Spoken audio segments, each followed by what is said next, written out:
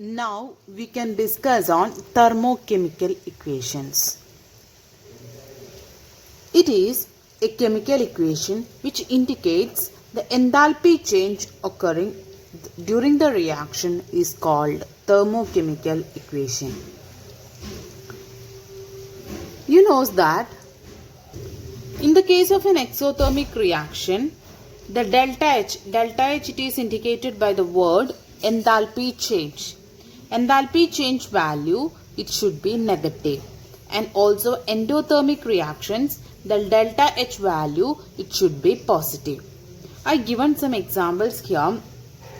So thermochemical equation means the chemical equation. Here I written one chemical equation. Carbon plus oxygen gives carbon dioxide. Along with that I mentioned delta H value. Delta H value means enthalpy change. From this value we can understand that whether the reaction is occurring exothermic or endothermic way. Right? So this reaction, as I indicated here, you can see that this is an exothermic reaction.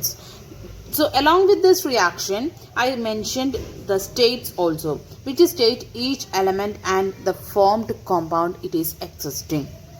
Right? Carbon is in the solid form, oxygen is in the gaseous form, and carbon dioxide formed due to that it is in the form of gaseous. Along with that, I mentioned the enthalpy change. Altogether, when you are representing the chemical reaction, that chemical reaction we are calling the name is thermochemical equation. So I read once more the same definition. A chemical equation which indicates the enthalpy change occurring during the reaction is called thermochemical equation. I written one more example here. Nitrogen with its states, oxygen, and the formed product it is 2NO in gaseous state. So along with the chemical equation I mentioned the gaseous physical state. Along with that the delta H value. Here you can see that the delta H value it is a positive value. From that you can identify that the endothermic reaction it is. Right? So from the chemical equation or from the thermochemical equation we can get lot of ideas about that chemical reaction. So that is such an important condition for the thermochemical equation. Let us discuss about more this thermochemical equation now. There is a certain important rules while writing the thermochemical equations. Two rules I already mentioned, that it is exothermic negative value the enthalpy change, endothermic delta H value it is positive. And one more thing I mentioned, the physical state also mentioned in the chemical reaction. Right? In the case of reactants and both products. Then two more it's there, that two more we can discuss in detail now. Okay. So when the coefficients of chemical equations are multiplied, coefficients here means the numbers here we mentioned here, no, that one. Right? Here half it is there. So that is the coefficient of this chemical reaction of this oxygen reactant. So here the coefficient 1. Then here the coefficient 1. So the coefficient of a chemical equation are multiplied or divided by some number. So I need to be multiplied this equation with the 2.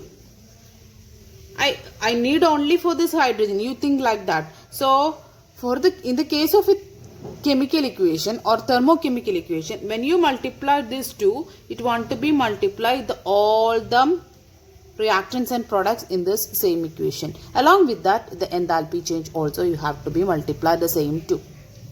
That's one example only. So if you want to multiply with any of the number in thermochemical equation, you want to be multiplied the same with the enthalpy change value also.